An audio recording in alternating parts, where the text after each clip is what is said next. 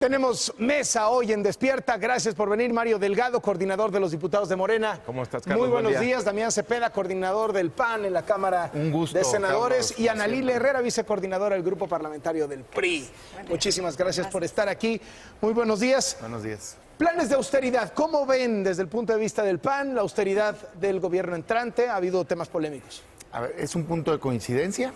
Debo decirte que nosotros siempre hemos pensado, y así lo presentamos desde la pasada legislatura, un plan integral de austeridad. Creemos que el gobierno se debe ajustar el cinturón y el recurso debe de ir a los programas prioritarios. Solamente si ponemos una acotación.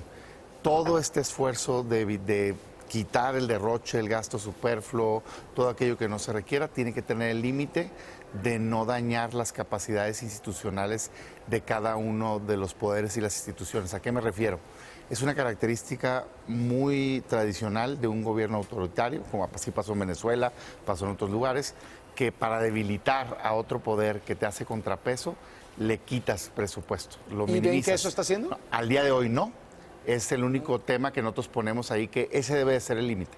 O sea, el Poder Legislativo debe poder hacer su trabajo, el Poder Judicial particularmente tiene que poder hacer su trabajo, pero dicho eso, y el Poder Ejecutivo también, dicho eso, sí se tiene que eliminar todo, porque sí hay mucho gasto de lujo superfluo que debemos de reducir. Nosotros estamos de acuerdo en ello. El paso de Morena por el Congreso ha significado también que le han sacado muchos trapitos al PRI en términos de los gastos enormes y opacos que tenían en el Poder Legislativo, Cámara de Senadores, Cámara de Diputados. ¿Qué contestan frente a eso? Yo creo que hay que analizarlos. Hasta ahorita son declaraciones, que se investigue, por supuesto, que se investigue el actuar no solamente del grupo parlamentario del PRI, de todos los grupos parlamentarios. Estamos absolutamente a favor también de la austeridad, pero yo creo que hay que recalcar que la austeridad no significa honestidad. Necesitamos tener controles en el gasto, necesitamos que haya transparencia por un lado y que también evitemos el clientelismo. Desde el punto de vista de Morena, ¿están predicando con el ejemplo? Sí, Carlos, mira, el gasto corriente creció en los últimos 15 años de manera desmedida, crecía más que lo que crecía la economía y no tenemos mejores servicios públicos, ni mejor educación, ni mejor seguridad.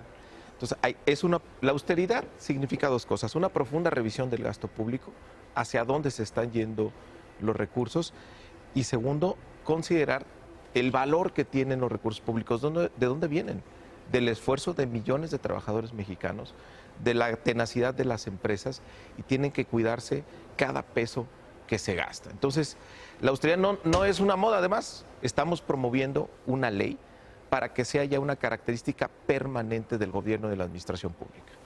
¿Así lo ven? Sí.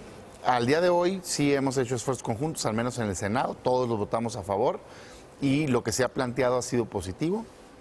Creemos que tenemos que ir a profundidad. En el gobierno federal sí hay mucho gasto. Hay muchas plazas duplicadas, hay muchas plazas de confianza que se pueden reducir, hay mucho gasto en prestaciones y demás, que lo dijimos desde tiempo atrás, o sea, no nada más ahorita. Y creo que sí se puede hacer un esfuerzo para poder hacerse un recurso del gobierno para dedicarse a obras prioritarias, sin duda, siempre y cuando, te repito, pues que nunca caigan en la tentación de que sea para debilitar a contrapesos. Déjame muevo un segundito a un tema que está ahí. ¿Notan ustedes tensiones entre el gobierno entrante y el ejército? Lo digo por este tema de desaparecer al Estado Mayor Presidencial, hacer una Guardia Civil en donde al parecer se fusionen de alguna manera la Policía Federal, la Marina y el Ejército. El tema de revivir el 68 desde la Plaza de Tlatelolco culpando a los militares. Y lo que a mí me pareció muy notable, que un alto mando militar saliera a dar una entrevista en el Universal en primera plana diciendo: la Comisión de la Verdad, no estamos de acuerdo, no es constitucional, y sintiendo el Ejército que la Comisión de la Verdad va a ser una comisión contra el Ejército. ¿Coinciden ustedes con esta visión? ¿Cómo están viendo que está manejando el gobierno entrante el tema de las Fuerzas Armadas? Mira, yo creo que primero López Obrador se ha movido, como suele suceder, ha movido su discurso de campaña, ¿no?, de decir que iba a resguardar al ejército, y ahora dice que sí, lo necesita para combatir la inseguridad que prevalece en el país. Mira, hay que decir que el ejército es el pueblo en armas.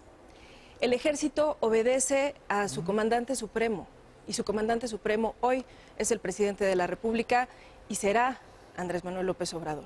Entonces yo creo que hay que tener este respeto y este cuidado del mandato leal y comprometido que ha tenido a lo largo de toda su historia el ejército mexicano. ¿Hay tensiones entre López Obrador y el ejército? Yo no veo tensión. De entrada, el presidente electo ya ha declarado públicamente que el proceso de selección del secretario de la Defensa, el secretario de Marina, se va a respetar lo que se ha venido haciendo pues en los últimos años, donde Que sale de ahí, pues, ¿no? sale de ahí mismo. ¿No les va a Eso poner una se va- autoridad civil arriba? No, eso se va a respetar.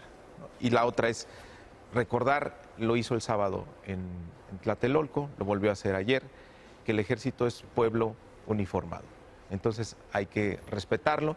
Sí son nuevos tiempos, estamos viviendo una etapa de mucha inseguridad, donde el ejército fue sacado a las calles a combatir esta violencia.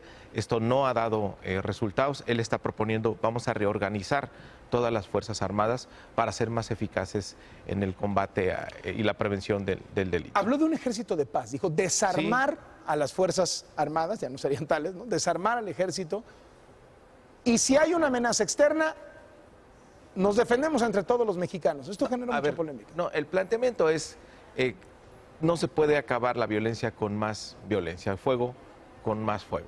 Entonces dice, bueno, vamos a reorganizar a las Fuerzas Armadas. Está la idea ahí de la Guardia Civil, vamos a ver cómo se desarrolla esta idea.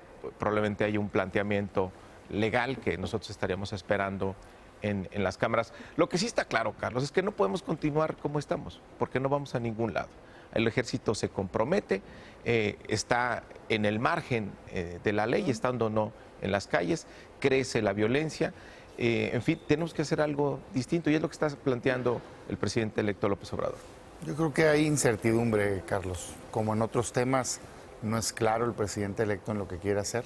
Parece no tener muy clara la relación que quiere tener con las Fuerzas Armadas. Lo digo con completa transparencia. Esperaremos a ver el planteamiento, porque ha venido desde campaña diciendo tiene que salir el ejército prácticamente de las calles, las Fuerzas Armadas, porque es tanto pues, el ejército como la Marina, hasta la idea de la Guardia, hasta luego de repente como ofensas y luego guiños.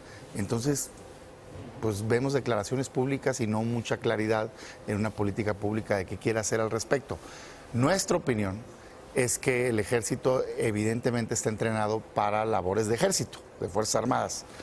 Entró de manera subsidiaria a cubrir un problema que las fuerzas civiles no estaban atendiendo, de seguridad. Y ha hecho bien al país el que ayuden en un momento pues muy crítico que ha tenido el país en materia de seguridad pública. Creo que nadie en este momento pudiera afirmar que de inmediato se puede sacar a las Fuerzas Armadas del territorio, digamos, civil, pues, en este momento, porque pues ve problemas que tienes en muchos estados y donde están ayudando. Lo que sí creo que es deseable, al menos esa es mi opinión personal, es que pues, se vaya retirando paulatinamente y que se capacite y se fortalezca el cuerpo civil para que se hagan cargo de la seguridad pública, porque, repito, las Fuerzas Armadas no están entrenadas para esto otro. ¿Consideran que es una Si buena van a hacer la noticia? labor, entonces que les paguen como tal, porque hay una diferenciación entre lo que se le paga a un policía y lo que se le otorga que a lo que se le paga a las No Fuerzas solo Armadas. de paga, también es de entrenamiento. Sí, de entrenamiento ¿no? también. Como tú dices, el ejército tiene cierta formación que no es para la seguridad pública. Entonces sí tiene que haber una transición. Lo que no podemos quedarnos es como estamos, donde el ejército se le tiene haciendo labores de seguridad y no está entrenado para ello. Entonces hay que hacer algo diferente. Nuestro ejército tradicionalmente había sido un ejército de paz. Yo recuerdo hace 15 años ir a solicitar brigadas para arreglar aparatos eléctricos, etcétera, ¿no? Yo creo que todos aspiramos a que vuelva a hacerlo. Hoy el reto es garantizar la seguridad de las personas, que recuperemos la tranquilidad en las calles, pero el reto más importante es garantizar los derechos humanos de las personas. Y ahí hay militares y hay civiles.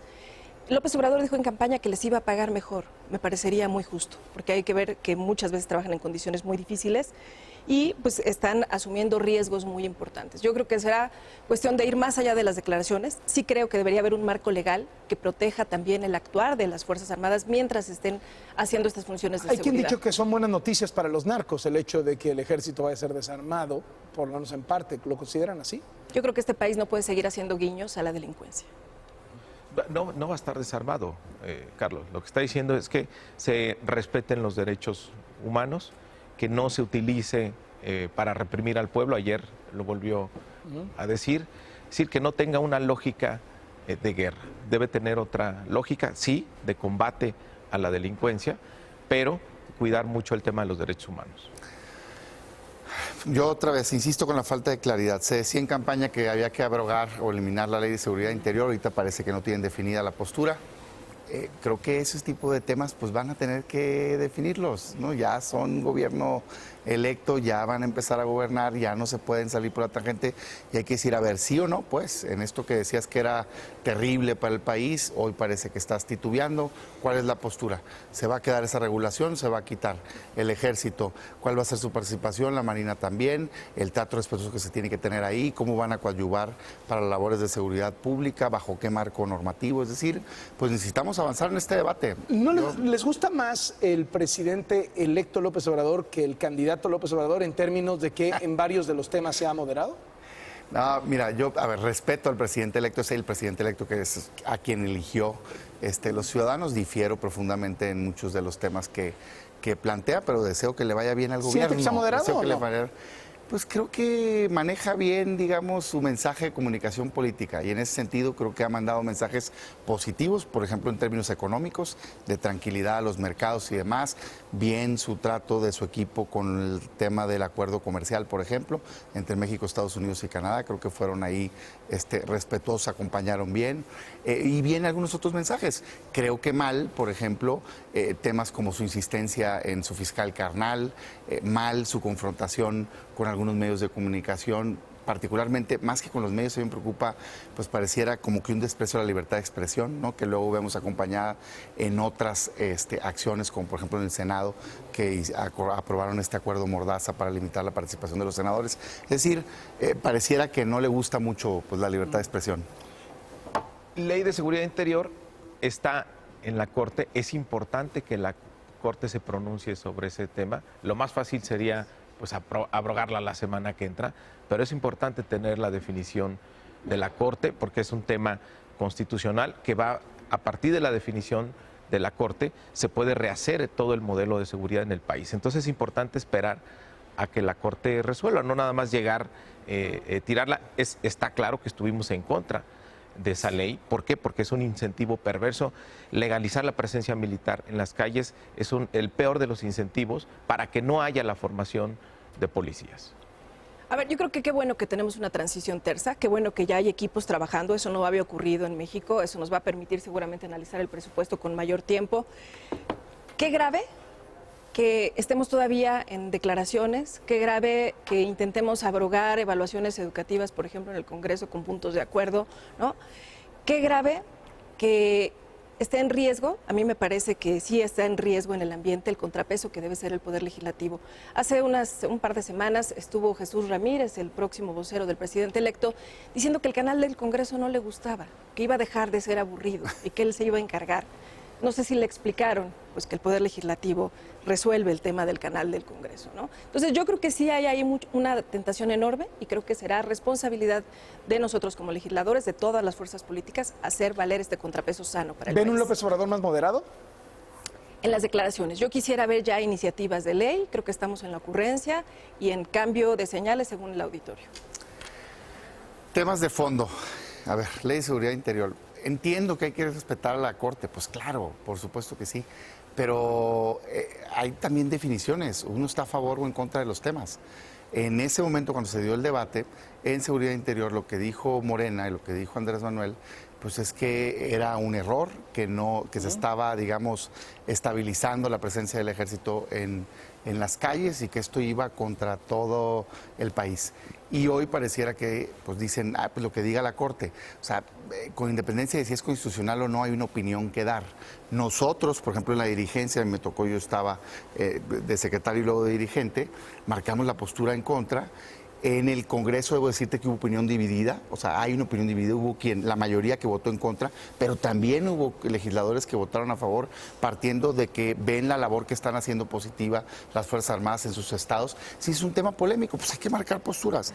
Yo decirte que preocupa también todavía un tema que se ha dejado en el tintero, que es el tema de la amnistía, de cómo se va a llevar a cabo.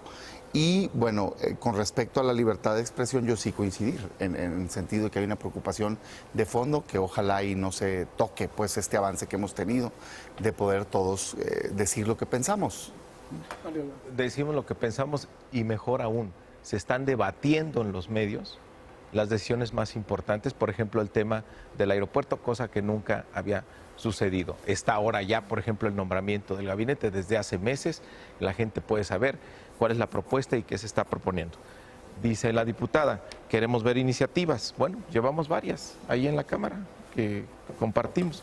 La revocación de mandato, consulta popular, la ley de austeridad, la ley que aprobamos de salarios máximos. Es decir, estamos llevando ya a las cámaras lo que se prometió en campaña. Estamos avanzando, Carlos, a 2 meses del cambio de gobierno. Todavía tenemos varias iniciativas que trabajar en el Congreso, pero ahí vamos, siempre apegados a la plataforma para la cual la gente nos dio el voto. Les agradezco muchísimo que nos hayan acompañado esta mañana. Gracias a ti. Muchas gracias. A los tres.